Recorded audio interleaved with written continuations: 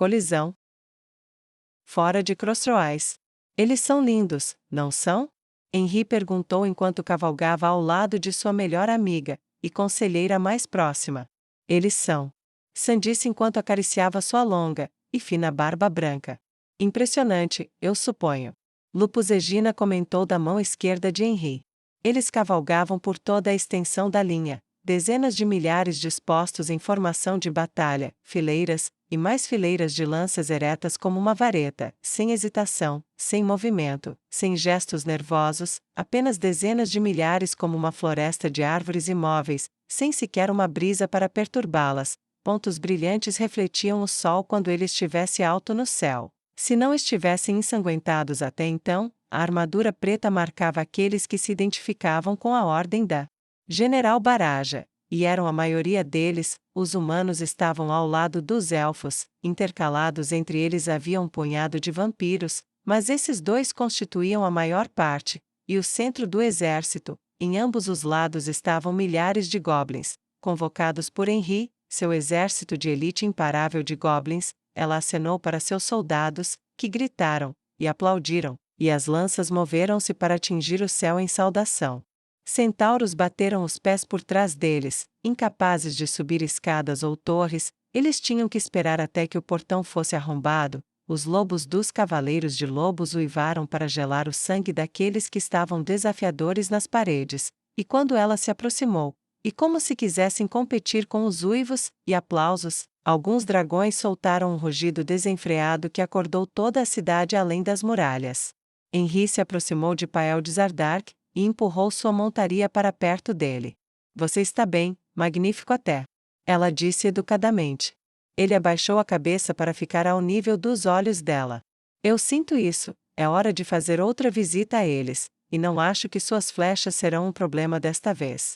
Ele respondeu com confiança, esticando o pescoço para cima para que a armadura azul ficasse claramente visível. Era um trabalho verdadeiramente magnífico, um peitoral sólido que cobria sua barriga, e conectado à cota de malha sobreposta que percorria grande parte de seu pescoço, brilhava fracamente com alguns encantamentos criados em runas. Que encantamentos eles acabaram te dando? Ela perguntou curiosamente. Um aumento de sorte, resistência à perfuração, e um aumento de velocidade. Ele respondeu com sua voz áspera e profunda. Boas escolhas. Ela respondeu ao estender a mão e tocar o material azul claro, liso como uma rocha polida por um rio. Ela sentiu como se estivesse olhando para algo invulnerável. Mesmo assim, não corra riscos que você não precisa. Sua família nos entregou você bem. Não me deixe triste por ter que contar ao seu pai sobre seu falecimento. Eu não vou. Ele respondeu com orgulho e confiança ao seu tom sincero e afetuoso. Ela esporeou o cavalo para a frente, descendo a linha. O cheiro de grama do campo aberto alcançou seu nariz, e ela respirou fundo. O orvalho da manhã brilhava enquanto o sol aparecia no horizonte. Era um lindo dia. Ela passou pelos alabardeiros, em sua maioria demi-humanos, orcs, e outras raças excepcionalmente fortes que haviam se reassentado após o desastre no Reino Sagrado anos antes. Eles eram perfeitamente adequados para posições de ancoragem, e portanto, seguravam os flancos mais distantes. Finalmente ela chegou ao fim da fila. Ao fazer isso, e virar o cavalo para voltar ao centro, ela se viu em uma poça que se formou com a chuva da noite anterior. O reflexo mostrava uma mulher que ela mal reconhecia. No topo de sua enorme montaria morta-viva, armadura branca pura sobre seu torso, cabelo caindo selvagem e livre em suas costas, uma espada ao seu lado que aventureiros experientes a invejariam por possuir. Seus olhos eram duros, fixos, calculistas. Como eu me tornei isso? Quando eu me tornei isso? Ela sussurrou suavemente para o reflexo enquanto sua memória voltava ao dia em que fugiu de seu pai moribundo com sua irmã mais nova. Ela desviou o olhar do reflexo enquanto passava por ele de volta pelo caminho por onde veio, seus olhos voltados para o céu. Meu senhor, se você pode ver isso, saiba que eu lhe agradeço por seus presentes. Isso é verdadeiramente, além da minha capacidade de retribuir. Agora, por favor, dê-me forças para suportar as terríveis perdas que certamente advirão disso. Ela fez sua oração em voz baixa, mas não tão baixa que Lupus Egina não a ouvisse.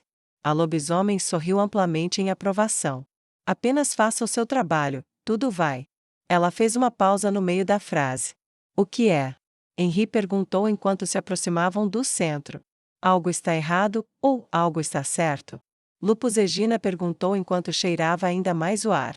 Sua atenção se voltou para a cidade, e ela apontou em estado de choque. O que diabos eles estão fazendo? Eles estão loucos? Lupus Egina perguntou incrédula.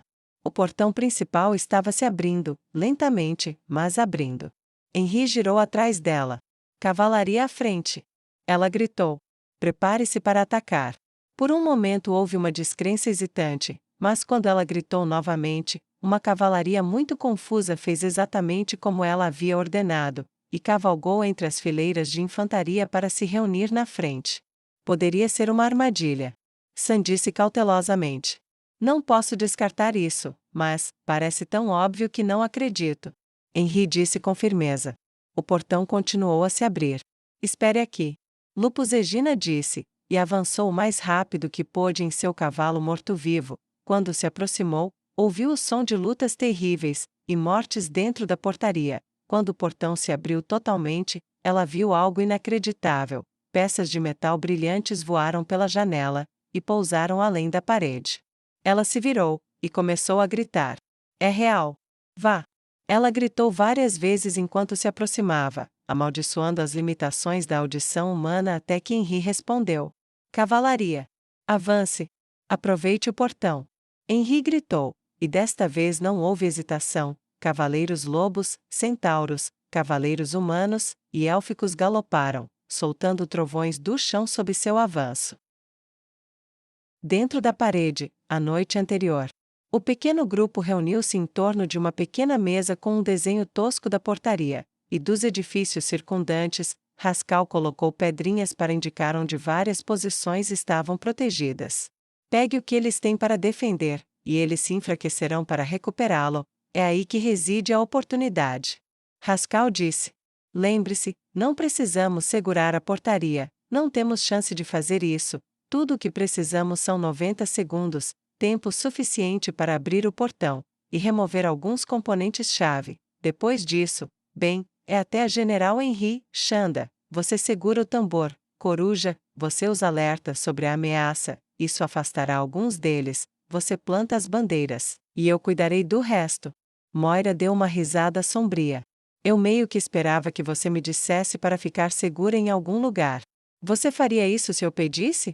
Ele arqueou uma sobrancelha, e ergueu os olhos do mapa improvisado, e de má qualidade. Não. Ela respondeu. Seria bom viver, mas... Ela bateu na mesa com a mão. Tenho um trabalho a fazer, e uma dívida a pagar, e amanhã farei as duas coisas. Rascal bufou. A teocracia nunca soube exatamente o que estava cutucando quando começou essa bagunça. Bem, eles descobrirão em breve, se ainda não tiverem resolvido isso, e partiremos em 6 horas. Acenos afirmativos o cumprimentaram, e eles se separaram para ir para seus aposentos privados dentro de seu esconderijo de fato na toca de Kirak, mas Rascal e Moira ainda não saíram da mesa. Ele estava prestes a fazer isso, então ela o pegou pela mão. Anos e anos atrás. Ela começou antes que ele pudesse fazer a pergunta. Eu era casada, eu o amava, pensei que ele me amava, mas enquanto eu mal conseguia andar quando estava pesada com seu filho, ele fugiu, pegou nosso único cavalo, e fugiu da invasão dos homens-fera. Ele deixou a mim e a nosso filho para sermos devorados, sem mais cuidado por nós do que demonstrou pelos móveis daquela casa patética. Desculpe. Rascal disse, realmente falando sério. Ela sorriu fracamente. Você provavelmente adivinhou que o rei feiticeiro salvou nós dois, é por isso que estou aqui, essa é minha dívida para com ele. Por que você está me contando isso, agora mais que nunca? Rascal perguntou enquanto olhava nos olhos dela. Por quê? Ela disse. Eu estava pensando em tudo o que fizemos, desde que tudo começou, até agora, e eu queria dizer, bem, primeiro, obrigada, mas também, eu gostaria que meu marido fosse muito mais parecido com você. Você é o tipo de homem que pensei que ele era. Rascal puxou-a para seus braços. Espero que você consiga amanhã. Ele disse com uma voz afetuosa. Eu também. Ela disse com uma fungada. Agora vamos para a cama. Ela acrescentou, e recuou, Ele caminhou ao lado dela, e abriu a porta de seu quarto. Passaram-se 2 horas antes que eles conseguissem descansar. Quando acordaram já estavam juntos, vestiram os disfarces, e saíram juntos da sala. Os amigos já estavam prontos lá fora na sala principal. Pensei que teríamos que vir buscar você. Chanda disse com uma risada. Não, não desta vez, talvez da próxima vez. Haskell disse com uma piscadela. Eles saíram, e entraram na carroça, e percorreram as ruas até chegarem perto de seu destino. Kirak desceu primeiro, e descarregou vários postes cobertos, que carregou até o andar superior de um prédio perto da parede. Para o ex-membro das escrituras, fazer um buraco no frágil teto de madeira foi relativamente fácil, e em pouco tempo, ele estava no topo. A lua ainda brilhava no céu, mas ninguém estava olhando para dentro. Todos sabiam que Henry atacaria no dia seguinte. A cidade inteira estava tensa. Isso influenciaria esse sentimento. Por precaução, ele primeiro colocou os mastros de bandeira em pé no topo de cada prédio, sem descobri-los. Assim que terminou, ele deu um assobio baixo lá embaixo. Chanda desceu da carroça carregando um grande tambor, e entrou em um prédio próximo, e subiu ao andar superior. Ela então deu um assobio baixo. Coruja então estacionou a pequena carroça, e respirou fundo, então correu a toda velocidade em direção ao portão. Alarme! Alarme! Infiltradores! Infiltradores! Ele gritou para os guardas chocados. A portaria estava bem defendida, e eles olharam para ele. Assim que Kirak ouviu os gritos, ele correu de prédio em prédio ao longo dos telhados para cada posição, e arrancou as tampas dos mastros de bandeira que carregavam o emblema do reino feiticeiro. No vento forte acima, eles pegaram facilmente, e ficaram orgulhosos. Coruja correu até o homem mais próximo que conseguiu alcançar, e apontou. Você tem que tomar esses prédios, há centenas lá. Você não pode deixá-lo sair. Ele gritou, e Chanda sorriu em sua posição, e tocou o tambor de guerra. O boom pode não chegar tão longe como estava, mas ainda assim foi um trovão para o pequeno segmento da parede que eles queriam. Panemba estava bocejando quando o civil se aproximou, e o agarrou, gritando sobre a infiltração, e o ataque inevitável. De onde ele estava não conseguia ver as bandeiras, mas os que estavam mais acima na parede podiam, e tanto o choque quanto o medo tomaram conta da portaria. Não! Ele gritou em absoluta descrença. Seu pessoal ainda estava correndo em pânico para assumir posições defensivas quando os 2 oficiais chegaram correndo. Ouça, soldado! O homem gritou, ele exalava autoridade e poder enquanto falava. Não entre em pânico.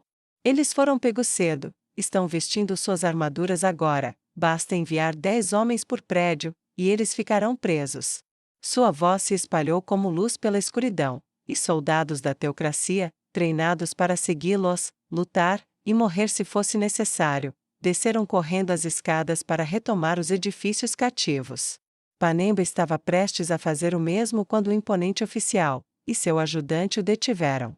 Não, leve-nos ao seu comandante, ele precisa saber o que está acontecendo. Panemba quase congelou, mas a urgência nos olhos do oficial superior lhe disse que isso era vital. Então ele entrou correndo, e subiu as escadas até uma porta grossa e sólida. Senhor, é importante. Panemba disse com urgência. Um ataque. Você precisa saber o que está acontecendo. A porta se abriu, e Panemba entrou, seguido pelos 2 guardas. Eu ouvi. Eu ouvi. O que está acontecendo? O comandante perguntou. De onde eles vêm? Quantos são? Sua voz estava cheia de urgência, e do lado de fora eles podiam ouvir os gritos de raiva e fúria da batalha se transformarem em gritos de confusão, já que os prédios estavam obviamente vazios. A confusão lá fora transformou-se em confusão no rosto do comandante quando Haskell disse: 3. E então sua espada foi desembainhada e enterrada no pescoço do comandante. Moira sacou sua espada e acertou o rosto atordoado de Panemba com um grito de Banshee. Ele caiu, se contorcendo. A sala tinha apenas um punhado de outras pessoas dentro, e Haskell estava sobre eles antes que suas espadas estivessem meio desembainhadas. Moira nem tentou lutar, foi até a porta, e fechou-a bem, colocou os ferrolhos no lugar sem nem olhar para trás para ver como Haskell estava. Ela não precisava ver para saber. Impulso de agilidade, força menor, impulso maior de agilidade, ele murmurou, ativando 3 artes marciais, e forçando seu corpo ao limite. A equipe de comando que controlava este escritório não eram os melhores soldados, mas não precisavam ser, a maioria do tempo, eles só tinham que ser os melhores funcionários administrativos, e se fossem bons nisso, bem, isso não os ajudava agora. A espada de Haskell abriu entranhas e gargantas, e o sangue jorrou como uma fonte termal. Os soldados do lado de fora começaram a perceber que havia um problema interno quando ouviram gritos e mortes lá dentro. Coruja, por sua vez, posicionou-se na escada que levava ao portão, enquanto os soldados da teocracia, atordoados e horrorizados, olhavam para ele. Ele apontou uma lança confiscada na direção deles, e disse simplesmente: "Entendi." Ao lado dele, o portão começou a se abrir enquanto o sol aparecia no horizonte. A raiva dele se voltou contra ele de verdade, e ele recuou até as escadas. Eles só podiam se aproximar de um de cada vez, e sua lança, inútil naquele espaço para cortar, era boa o suficiente para estocar, e empurrou. Ele conseguiu matar um antes de receber o primeiro ferimento na perna, e um segundo antes de perder 3 dedos em um golpe de sorte. Ele gritou de dor, e redobrou sua desesperada ação retardadora, mas, ao aproximar-se do topo, não pediu que abrissem a porta. Atrás dele ele podia ouvir as batidas enquanto Moira e Haskell giravam freneticamente o mecanismo para abrir a porta completamente. Foi um processo lento. Eu preciso de tempo. Ele pensou, então se lembrou de seu arremesso quase brincalhão de seu corpo escada abaixo durante o treino. Não esperava realmente fazer isso. Ele pensou, e então se jogou de volta contra a porta, e empurrou com as pernas para que ele se jogasse de cabeça em seus corpos. Era uma cascata de armaduras caindo e batendo. Ele se debateu desesperadamente para ganhar mais alguns segundos preciosos, antes que as facadas acabassem com sua vida. Dentro do portão, eles terminaram de virar no momento em que ouviram o barulho. Moira e Haskell nem sequer se entreolharam aliviados com aquele sucesso. Não houve tempo. Eles rasgaram freneticamente sob as roupas em busca dos pequenos conjuntos de ferramentas que haviam escondido. Nada demais, o suficiente para girar alguns parafusos, e para extrair algumas partes. Eles trabalharam freneticamente enquanto as batidas na porta ficavam cada vez mais fortes. Merda, eles têm um ariete. Haskell rosnou enquanto arrancava uma parte, e a jogava para fora da fenda da flecha. O que diabos é um ariete?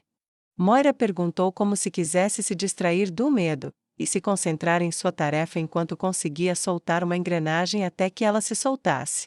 Tora curta, tampa de metal, tem 2 alças na parte superior, usada para derrubar portas em áreas confinadas.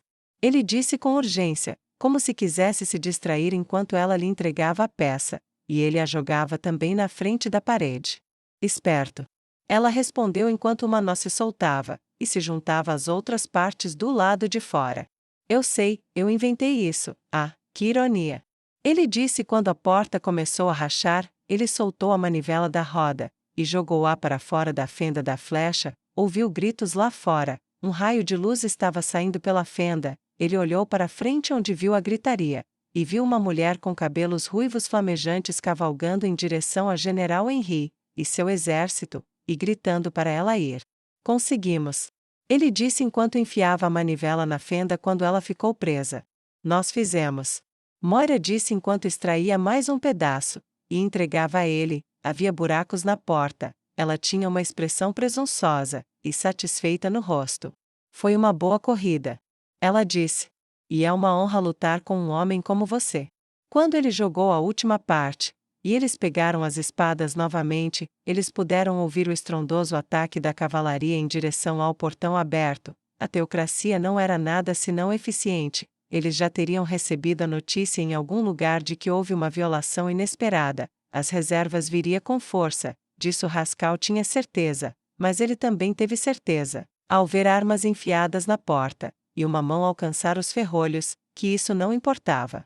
Foi uma honra lutar com você também, e obrigado pelo resgate, se eu não disse isso antes. Ele adicionou, as rachaduras se intensificaram, os ferrolhos se abriram rapidamente. De nada. Ela disse com um rosto tranquilo. Gohan, me desculpe, mamãe não vai voltar para casa, eu fiz o meu melhor. Mas, isso tinha que ser feito, me perdoe.